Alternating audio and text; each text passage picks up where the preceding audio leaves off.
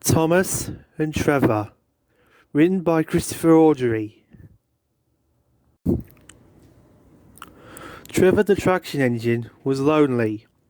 Edward came to see him every day, but there wasn't enough work for Trevor to do, and it depressed him terribly. "I like to keep busy," he sighed one day, "and I like company, especially children." "Cheer up," smiled Edward.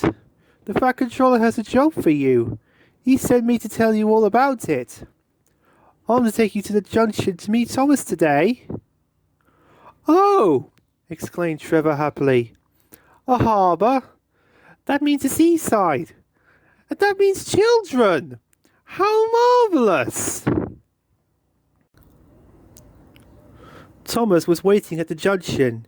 He was on his way to the harbour with a train load of steel pilings. These would be built into the harbour walls to make them firm and safe. "Hello, Thomas," said Edward. "This is Trevor, an old friend of mine. He's a traction engine." Thomas eyed the newcomer doubtfully. "Oh, what?" he asked. "A traction engine," explained Trevor. "A steam engine who runs on roads instead of rails. Can you take me to the harbour, please? Edward says the Fat Controller has a job for me." Workmen coupled Trevor's truck to Thomas's train as they set off. "Useful engines run on rails," grumbled Thomas to himself. But luckily, Trevor didn't hear him. "I'm glad the Fat Controller needs me," Trevor said happily. "I don't have enough to do sometimes, you know.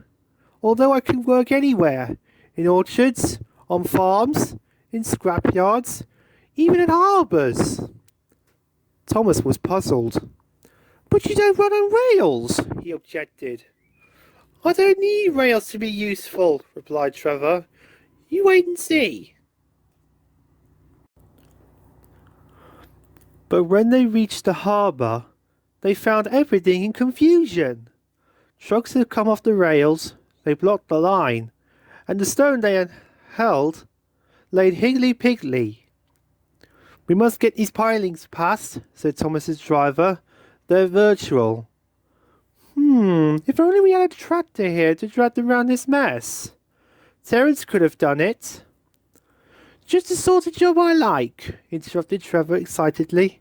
"Give me up this truck, please, and I'll soon show you what traction engines can do." Quickly they unloaded him, and he set to work at once. First, he dragged the stones clear with chains. Then he towed into position the pilings which Thomas had brought, so they were ready for the workmen to use. Everything was in ship shape before the foreman could say Fat Controller. And later, when Thomas brought Annie and Clarabelle, full of children, from the village along his branch line, Trevor gave them rides around the harbour. He had the time of his life. Everyone was sorry when it was time for Trevor to go. They loaded him onto his truck once more, and Thomas pulled him to the junction. "I'll come and see you again if I can," he promised. "If those silly trucks don't behave, we may need you again."